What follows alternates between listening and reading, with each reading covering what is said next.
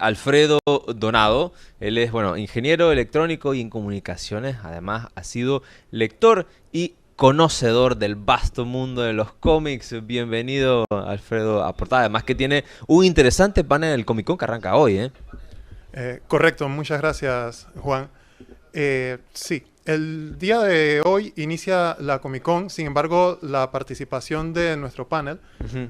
Paladines en Campaña, Mensajes Políticos en Cómics de Superhéroes, será el día de mañana, sábado, 31 de agosto, a las 2:15 p.m., Salón Pacífico 5, en el Panama Convention Center, donde se está dando este evento, en el área de la Fan Zone, dedicada a los talleres, donde son alrededor de 21 talleres que habrá, y el nuestro será uno de ellos.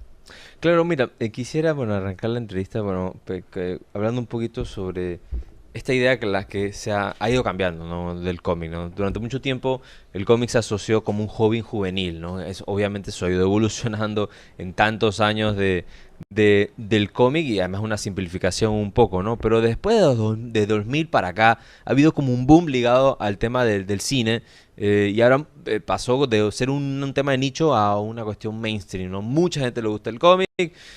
¿Cómo analizas, digamos, las complejidades de este arte, y cómo se vincula con la política? Sí, correcto. Desde sus inicios, por eso se llama en el caso de los cómics de superhéroes, Ujú. hablamos de una edad de oro que se dio en los años alrededor de la Segunda Guerra Mundial, Ujú. hasta los años finales de los mediados de los años 50, en donde el cómic tuvo un gran auge. Era un medio masivo. Luego han venido otros tipos de medios que de pronto se robaron de alguna forma la atención. Estamos hablando de televisión, el cine, videojuegos. Claro, Y de lo que hablas de la revitalización, me imagino que se está refiriendo como el cine de superhéroes claro, específicamente. sí, sí. Que sí, curiosamente, en Marvel, en el caso de Marvel, antes de que Samuel L. Jackson fuera Nick Fury, ya en el cómic el personaje se había modificado pensando en Samuel L. Jackson. No sé si sabes que Nick Fury anteriormente Claro, era muy distinto. sí, sí, sí.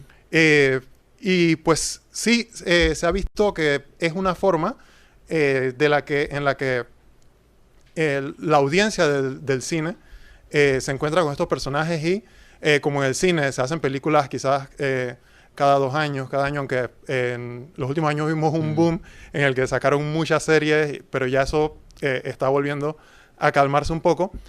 Quizás a la gente le generaba interés de conocer más y sí iba atrayendo gente a este mundo para conocer más profundidad de los personajes. Estamos hablando, en el caso de los superhéroes, de 86 años de historia editorial, Claro. entonces hay mucho que rasgar al respecto y muchas versiones de todos los personajes, con todos los autores Ujú. que los han trabajado. ¿Y cómo se conecta esto con la política? Pues desde el principio. Porque el primer superhéroe que fue Superman, desde el Action Comics número 1, La década del 30, ¿no? Más o menos. sí, es del año 1938, Ujú. correcto. En ese momento, en ese primer cómic, el primer caso que vio estaba relacionado con una sentencia de una persona que estaba sentenciada a muerte. Y él encuentra al verdadero, o sea, era un juicio injusto. Ujú. Encuentra al verdadero culpable, lo lleva, interviene con el juez. Entonces ahí vemos en la parte jurídica.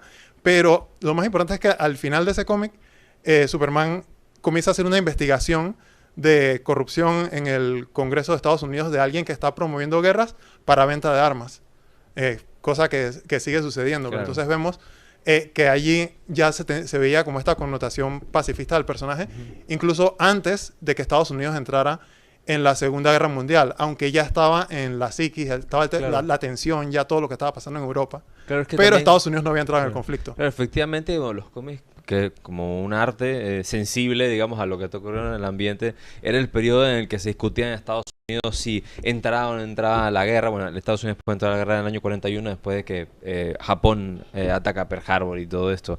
Ahora, El panel que tú en el que vas a estar mañana se titula, bueno, Paladines en campaña, mensajes políticos de superhéroes. ¿Cómo surge este tema de, bueno, hablar de política y cómics? Porque, bueno, en otros países se toca más, ¿no? Pero aquí en Panamá menos, aunque sí hay iniciativas, bueno, he visto que también has publicado algunas cosas, pero ¿cómo surge este panel? Sí, bueno, quizás la historia es un poco larga, pero está el tema de un director mexicano, Alejandro González Iñárritu. Ujú, sí, eh, sí. Él en un momento dijo que en el cine de superhéroes no le gustaba porque lo veía como algo de derecha. Pero él habló del cine de superhéroes, Al debate. no habló de los cómics. Ujú, Entonces yo quedé con esa idea y, y fui viendo si es que era cierto. ujú. Y porque el tema, entendí que a lo que él se refería era este tema de que el superhéroe interviene en una situación específica para luego regresar el mundo a cierta normalidad. Generalmente la gente, por lo menos que no se ha entrado al mundo de los cómics, pueden pensar que los superhéroes no intervienen activamente, que son reactivos más que nada. Eh, Sobre personas que quieren hacer cambio. A veces son villanos con grandes ambiciones, pero que quieren generar algún tipo de cambio. Y los superhéroes se veían como alguien que quería mantener el status quo. Y pienso que por eso quizás él hizo esas declaraciones, pero ya cuando uno se mete en el mundo de los cómics ve que pasa eso, pero pasan otras cosas. Claro. Hay diferentes escenarios. De allí viene esa idea, como eso fue como lo que sembró la inquietud. Ujú, Eh, y sobre el tema de por qué hacerlo ahora específicamente, pues hablar en Panamá en este año que es todavía, estamos en el 2024, el llamado año de la democracia, que claro. se está hablando de política no solamente a nivel nacional, sino a nivel internacional, parecía el contexto adecuado para traer este tema y divulgarlo, tanto para los interesados en los cómics, para que puedan ver los cómics de otra manera, Ujú. puedan releer sus historias y pensar cosas que quizás no habían pensado en primera instancia, como a los que no les ha llamado la atención este mundo, o como habías dicho al comienzo, tenían algún tipo de estigma, para que vean que es algo más, es más profundo, porque en los cómics de superhéroes, que son conocidos por este enfrentamiento del bien y el mal, es un Claro. tema, hay un tema filosófico profundo allí, que no termina con nuestra adolescencia, como se diría, que Sí, sí. se lee conmigo hasta esa etapa, sino que es algo que nos acompaña prácticamente toda la vida. Claro, bueno, de hecho, como bien mencionas, es decir, la lectura, digamos, política de los cómics está desde el inicio, ¿no? Claro, hay trabajos que lo hacen como más evidente, ¿no? Pienso de repente en los trabajos de Alan Moore, ¿no? Que como referente de la discusión, un cómic profundo, que bueno, lo Sí. publicó Vértigo, Contra ¿no? Thatcher. Claro, exacto, que era una respuesta un poco a los años 80 con Tache, pero también, por ejemplo, Civil War, también tiene un contenido político muy Estás potente, adelantándote al panel. claro, pero en el cómic, porque ya te vas a la película, ya da otro giro, ¿no? Digamos que le quitan color, ¿no? De muchas cosas. O Superman Red Son, es decir, hay muchos cómics que son muy interesantes para discutirlo y uno puede estar o no de acuerdo con lo que plantean Claro. en estos trabajos. Pero ahí yo te pregunto, eh, depende, digamos, esta lectura que se haga, digamos, política o crítica, depende mucho del bagaje del lector, ¿no? Entonces tú puedes tener un contenido muy bueno, pero te quedas con la superficialidad. Pienso en V de Venganza, ¿no? V de Vendetta, de Alan Moore, que la gente se quedó con el personaje, pero no con la parte filosófica que, bueno, puede generar debate, ¿no? Que él discutía este personaje que se enfrentaba a este gobierno autoritario y que coloca un dato interesante, ahí sí te paso la palabra, que es que en este mundo que plantea Moore, la gente votó por este gobierno autoritario. O sea, no es que fue una dictadura que se impuso, etcétera. Entonces, la gente votando por dictadores, ese es un debate interesante que es actual, ¿no? Correcto, porque este año que se llama el año de la democracia es Mm, porque mucha gente va a votar, que es lo que está allí. Y precisamente este espacio está pensado para eso, para hacer nuestra pequeña contribución, para invitar al lector de cómics a que se interese más de lo que está pasando. Les aseguro que lo van a disfrutar, porque también es el tema de la satanización de la política. Gente que dice qué bueno que ya pasó el 5 de mayo, se acabó la política. No, la política sigue. Ahí, como dijiste, es cuestión del bagaje. Quizás haya que ver a Aristóteles de que el hombre es un son politicón, de que Claro. no podemos escapar de esa realidad, de que estamos atrapados en la categoría de ciudadanos y nuestras acciones intervienen en lo que sucede a nivel público, que es la definición más general de política. Entonces, se trata de abrir de alguna forma el ámbito de generar debate, como dices, generar conversaciones, no porque estemos de acuerdo con esas ideas, sino podemos debatirlas. Pero ¿cómo vamos a debatirlas si lo pasamos como simplemente algo banal? Claro. Ahora, me gustaría saber, digamos, tu opinión sobre las distintas casas editoriales, porque, bueno, cada casa editorial ha tenido sus enfoques y sus momentos de más, menos control. Sé que, bueno, en el caso del cómic, la cultura norteamericana estaba impresa en todo eso, ¿no? Porque ellos han tenido un dominio grande sobre la industria del cómic a sus dinámicas, ¿no? Ellos tuvieron una como autoridad del código del cómic que era una Sí, cuestión ética, supuestamente, pero casi como de censura prácticamente, que correcto. complicó un poco a ciertas temáticas y luego apareció Vértigo, ¿no? Esta casa editorial que Subsidiaria sí, de de DC. DC que empezaba como a tocar temas que les da un poco más de margen. Háblanos un poco sobre esa parte histórica, ¿no? Porque los cómics quedaron acotados por estas restricciones del gobierno pero de alguna forma consiguieron contar otras historias de otra manera, ¿no? Sí, precisamente, y eso me da pie para hacer una advertencia también sobre el panel que estaré realizando, Ujú. que aunque es una visión crítica, es una crítica en cuanto a apreciación, no quisiera que se generara el efecto contrario, de decir, oh, porque ahora los cómics tienen estas ideas políticas, los voy a dejar de consumir. Ujú. Que en parte fue lo que sucedió cuando vino esta censura por... principalmente fue por un libro de un psiquiatra apellido Wertham, si no me equivoco, Ujú. en donde él decía sobre la influencia que tenían estos cómics en la adolescencia, pero es lo que suele pasar con los productos populares. Siempre se les busca esta asociación, con los videojuegos ha pasado, Sí. de que generan ciertas conductas en las personas, como si el contenido que uno consume de esa manera fuera lo único que va a afectar, como si no hubieran circunstancias materiales, como si no hubiera un sistema educativo deficiente. Son formas fáciles, son salidas fáciles de deslindar la responsabilidad. Y esto, el código, la verdad es que estuvo vigente durante mucho tiempo, pero ya a finales de los 70 comienza a perder fuerza. Ya Ujú. comienzan entonces a hacer estas experiencias de vender cómics sin el sello de aprobado por la autoridad del cómic. Uno de los primeros, si no el primero en hacer eso fue La Cosa del Pantano. Ujú. Alan Moore otra vez allí, que fue algo trascendente y también para acercar al público adulto nuevamente a las historietas.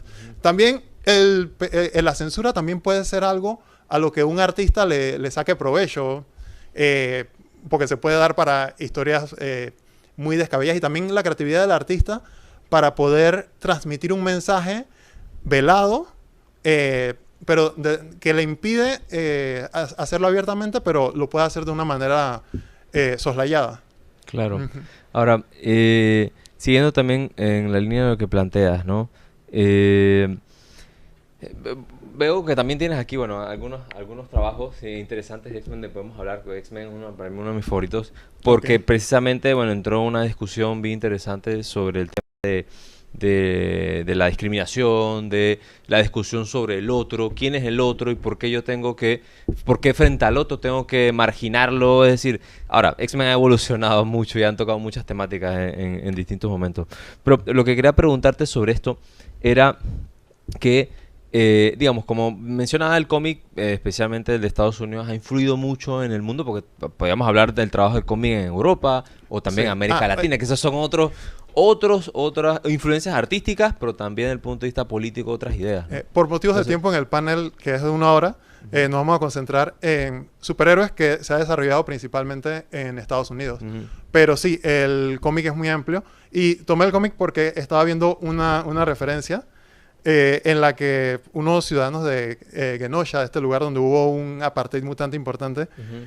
eh, dice uno de ellos, el único mutante bueno es un mutante muerto, que es un parafraseo de una frase que ya había utilizado entiendo, un militar norteamericano en algún momento Ujú. cuando estaban con este tema de la colonización de todo el territorio de Estados Unidos, ¿no? En ese periodo. Claro, sí, X-Men a mí me fascina mucho porque coloca esas líneas que te invitan directamente a cuestionarte, ¿no? Ciertos valores. Y que me parece interesante. Bueno, en esa época, bueno, durante el periodo de las luchas por los derechos civiles en Estados Unidos, digamos, te estaba en ese vínculo, pero ahora mismo podemos hablar de otro tipo de discriminación contra los migrantes, contra, no sé, otro tipo de La minorías, ¿no? diversidad sexual. Claro, exactamente. Entonces, es un tema que sigue teniendo vigencia, pero que cuando pasa, ahí te pregunto el tema del cine, ¿cómo tú ves este boom después de los 2000, ¿no? Cuando eso pasa el cine, como que ha perdido, hay algunas excepciones, algunas películas, pero ha perdido el contenido y se queda solamente con como el cascarón, la forma, lo espectacular del cine. Entonces tú ves, por ejemplo, no sé, el Wolverine versus Deadpool, Wolverine y Deadpool, ¿no? Entonces ves esta escena que fue un súper fanservice donde salía Wolverine con la máscara, o sea, está genial, ¿no? Estéticamente. Pero las películas no te dicen nada. Prácticamente se sacan todo el contenido interesante del personaje que podría llevarte a una reflexión al que está viendo la película, ¿no? Sí, en ese sentido hay que tomar en cuenta las limitaciones del medio. Ujú. Como el cine es mucho más masivo que el cómic, hay mucho más dinero en juego, se Claro. entiende por qué productoras no pueden tomar tantos riesgos como en un medio que le puede ir muy bien con un nicho menor. Entonces, por eso es que siempre, y es algo que nosotros, el grupo al que yo pertenezco, que se llama Panama Comic Fans, hemos promovido la lectura de cómics usando precisamente ese problema que vemos con las historias en el cine o en las series Ujú. por la censura, no solamente por una censura oficial, sino por la misma censura para lograr la mayor amplitud de público posible. De que el medio del cómic es una comunicación más directa con el artista o con la intención original de los creadores, Ujú. a diferencia de una película de cine que ya vemos que está pasando incluso con ese tema de los cortes del director, de Ujú. que ahora hay como cierta fascinación por ver cuál es la intención del director y que se ha visto en los casos que se ha podido ver cómo los cortes de los productores cambian una idea. Entonces, pienso que ese es el problema inherente que puede haber en el Ujú. cine de superhéroes. Claro. Bueno, precisamente volviendo al tema del cine de superhéroes y en Estados Unidos, otra cosa que quisiera preguntarte es cómo lo ves como lector desde Panamá, digamos, y desde América Latina, porque al final nosotros estamos leyendo historias que cuentan, narran, digamos, con personajes en Estados Unidos, con historias desde Estados Unidos, desde su visión. Entonces, claro, ellos están imprimiendo su visión del mundo. Eh, y en ese sentido, muchas veces otras visiones del mundo quedan excluidas, digamos, de esta plataforma. Y tú no, digamos, también el arte ayuda a que la gente, tú te veas en un espejo, ¿no? Pero muchas veces, digamos, nosotros no nos podemos ver. Sí, correcto. Y eso también me da pie para señalar de que en Comic Con también habrá artistas panameños que están desarrollando cómic. Y es algo que se está moviendo localmente. Ya aquí tenemos por allí nuestro superhéroe local. Eh, sí, definitivamente es algo que está dando sus primeros pasos, pero sí está comenzando ese desarrollo. El tema con Estados Unidos también es que, como es el hegemón, por decirlo así, de momento, el hegemón Claro. Sí, sí, sí. en disputa actualmente, eh, pero sí, siempre es útil ver ese tema de la visión del norte, pero como dices, hay cómic prácticamente en todos los países, en nuestro hermano país, en nuestras dos fronteras, Costa Rica, Colombia.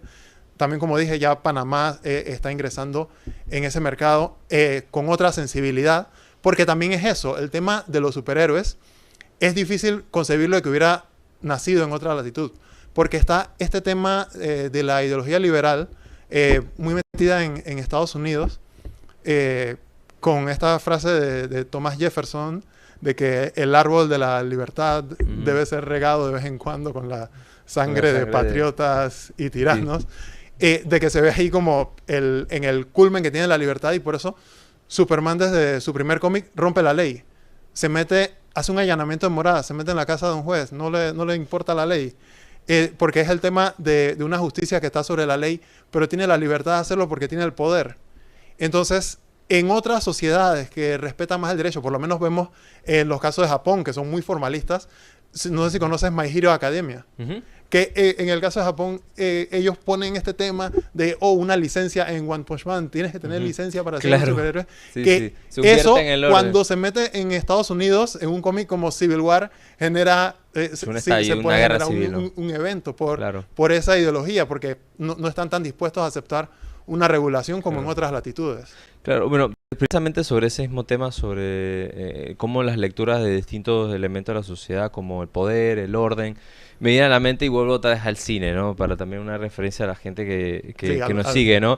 Al gran público. La gente hubo como un revival de Batman con la apuesta de Christopher Nolan, ¿no? Que la verdad, desde el punto de vista cinematográfico está muy interesante. A mí también me gustó la trilogía, pero cuando yo la vi toda, me da la impresión de que establecía como una lectura conservadora, ¿no? Es decir, sobre todo en las últimas dos películas, donde hay una situación de decadencia, digamos, de la sociedad y se requiere un cambio, pero los personajes que impulsan ese cambio, o es una anarquista loco, el Joker en la segunda película, o es esta figura Bane, que es un personaje que por lo menos en esta película termina como derivando una revolución sanguinaria donde todo el mundo donde hay muertes sin sentido, y que al final el orden termina siendo lo que había antes, la policía además guiados por un multimillonario como es Batman. Es decir, al final la idea es el orden dominante, termina imponiéndose, el status quo es lo que es mejor que una alternativa. Entonces esa lectura me parece interesante, ¿no?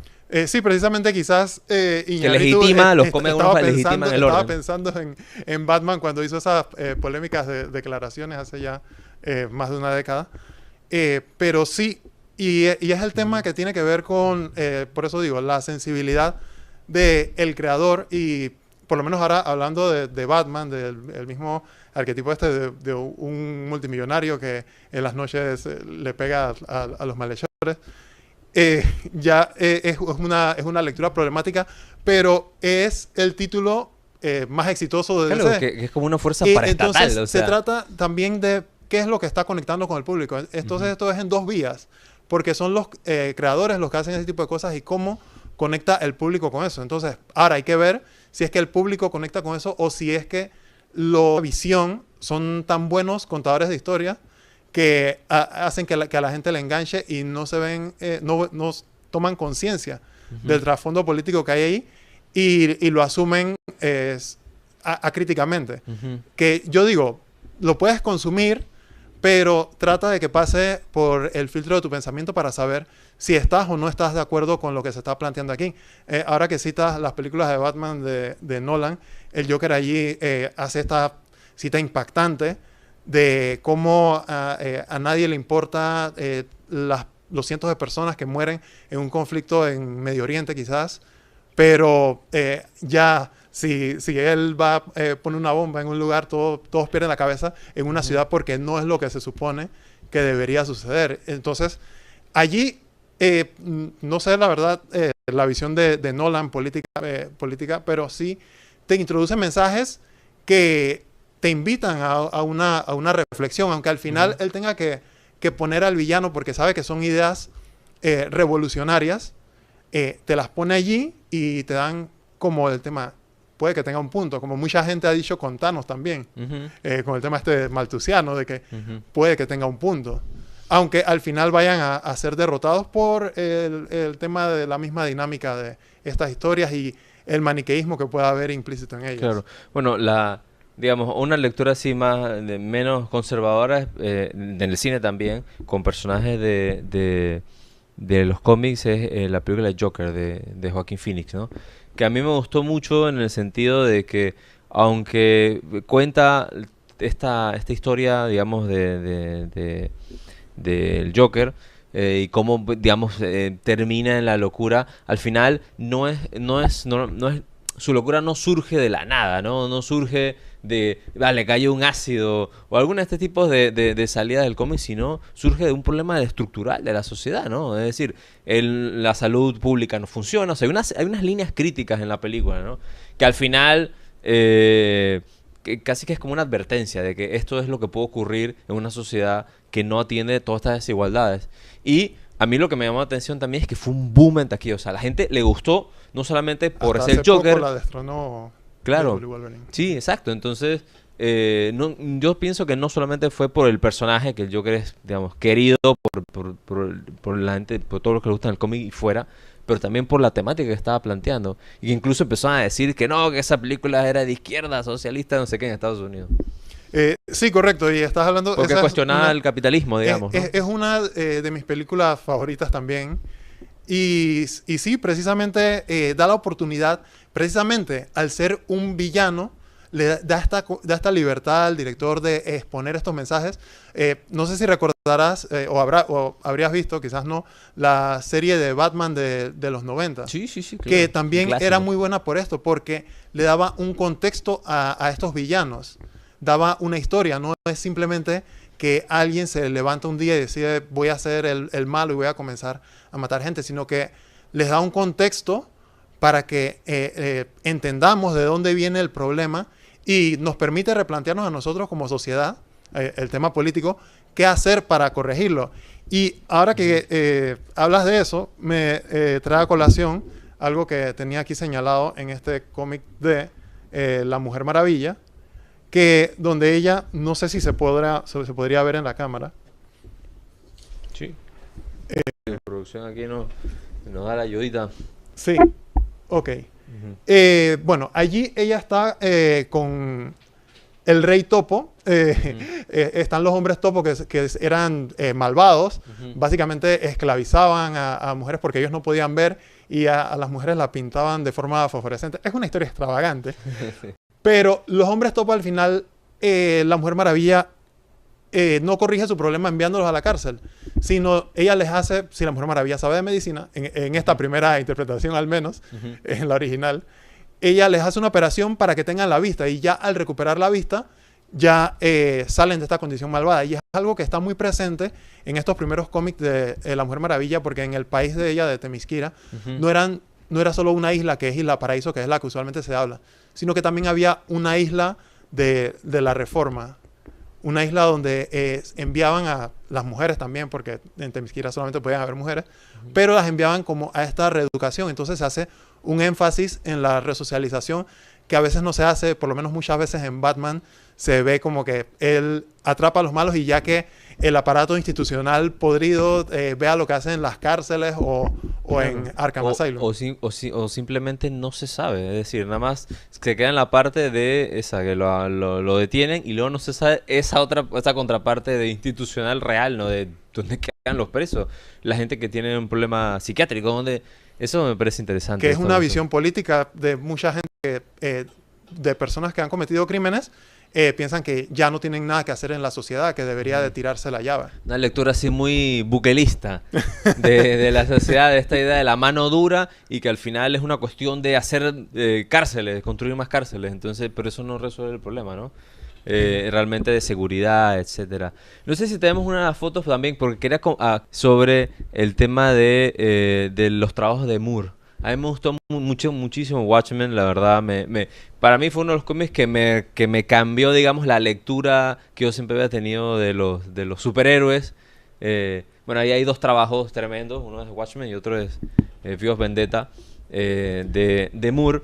¿Cómo tú crees que fue el impacto, digamos, de Moore en los cómics en general? Es verdad que además él es un autor británico, es decir, no viene de otra escuela, pero también influyó mucho en Estados Unidos. Claro, Moore con Watchmen fue una bendición y una maldición, porque luego de Watchmen muchos trataron de replicar sin éxito lo que él hizo allí, y es porque también se quedaron en la superficialidad. No Cuéntanos un poco, antes de eso, ¿de qué trata Watchmen también? Para que la audiencia ok. la sintonicemos Bueno, también, que tiene películas, ya claro, ya es más, algo... más conocido, Y la ¿no? película, en términos generales, pienso que es bastante fiel el trabajo que hizo Snyder, aunque obviamente por temas del tiempo en el cine no iba a reflejarlo, pero sí.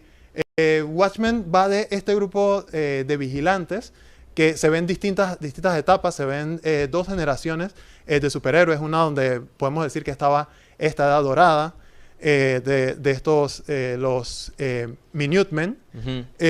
Luego, bueno, se incorporan como los Watchmen, quedan siendo superhéroes hasta que viene un tema parecido al de Civil War, viene la regulación del gobierno, donde ya si los héroes querían seguir operando tenían que convertirse en agentes estatales, algunos no están de acuerdo con esto. Ahora, todo esto se da en el contexto del temor por una guerra nuclear. Siempre, y el nombre está ahí, Watchmen, el reloj del fin del mundo. Sí. Y no sé si spoileamos el final de que el tema de Ozymandias, que no sabemos si es o el villano o es el gran héroe, son las dos lecturas Claro, que se como pueden hacer de el héroe que ve el gran escenario Sí, planifica toda esta conspiración para supuestamente para evitar resolver. el apocalipsis Claro. nuclear. Sí, es una cuestión súper narcisista, ¿no? Porque al final él decide el destino del mundo, o sea, una sola persona, es decir, prácticamente expresa el resto del planeta, ¿no? Y que también nos habla de ese arquetipo muy, del multimillonario que tiene mucho poder. Que también es un tema que vemos, que estamos viendo, que vemos en los cómics con estos millonarios, como lo es un Tony Stark o un Bruce Wayne, y que son muy aspiracionales, porque a diferencia de Superman, uno puede pensar, viéndolo muy vulgarmente, sin meterse a ver, sin meterse a verlo como mito, que es la lectura que se debería hacer. Si lo vemos muy cínico, aterrizado, yo veo, yo podría ser un Tony Stark o un Bruce Wayne, porque ellos son humanos, pero no podría ser un Superman o ser un dios Claro. como Thor. De hecho, hay algunos que plantean de que los superpoderes de Tony Stark y Batman es su dinero. O sea, Sí, básicamente. y es el tema, porque los Su superhéroes nos inteligencia hablan también, ¿no? de los superpoderes, y vemos que realmente el poder económico muchas veces tiene más poder que el llamado poder político. O sea, en realidad es el poder detrás del poder. Alfredo, estamos entrando en la recta final de la entrevista, lamentablemente, porque hay Claro. muchos temas así sobre la mesa, pero quisiera que me comentaras un poco sobre cómo ves el tratamiento de América Latina en Panamá, en los cómics. Pero antes de eso quería poner una imagen, la otra que hemos traído, de Panamá. Bueno, este es una imagen conocida donde, bueno, hablan de Panamá y Capitán Panamá. Sí, Y no sé si sí, ahí tú Capitán Panamá. ilústranos más qué otra referencia de Panamá. Pero en la calle esta lamentable, la verdad, ilustración. Ahí se ve en la esquina, ¿no? Creo que eso era una edición especial como de crucigramas y había como de que identificar. Sí, no recuerdo bien si era un tipo de publicidad Exacto, más algo bien, como eso, ¿no? algo así. Pero bueno, ahí sale Panamá en esa imagen. Pero sí, Panamá, sobre todo cuando tuvimos la ocupación por la zona del canal, era habitual que Panamá tuviera ese lugar en los cómics estadounidenses. Y es interesante también repasar esa historia para ver cómo ellos nos veían algunas veces están haciéndoles daños a estas pequeñas colonias y demás. O ver el tema del canal de Panamá como el punto estratégico que era para los Estados Unidos, que también podía ser en algún momento blanco de algún supervillano. Es como el lugar que ha tenido Panamá, así citando muy a grosso modo en los cómics durante el siglo XX por lo menos. Ahora Sí. mismo en el siglo XXI...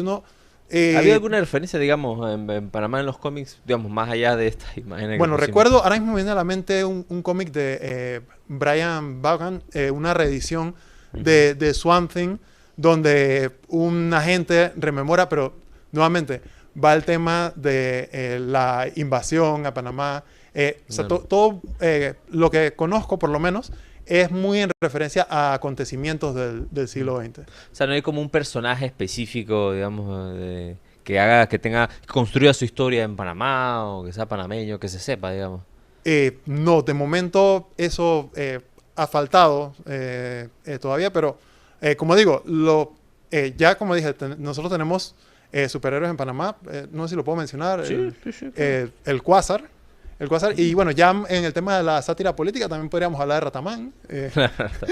Sí, bueno, Panamá también tiene una historia larga de trabajos de cómic. Bueno, recuerdo el Camaleón, por ejemplo. Hay Sí, otro que es correcto. sátira Sí, política, que ¿no? fue donde el Camaleón, no sé si Los era para 90. adultos, pero yo lo comencé a leer desde niño. Me llamaba mucho la atención las viñetas allí Sí. y cómo allí tocaban. Eran viñetas dedicadas a la política. Claro.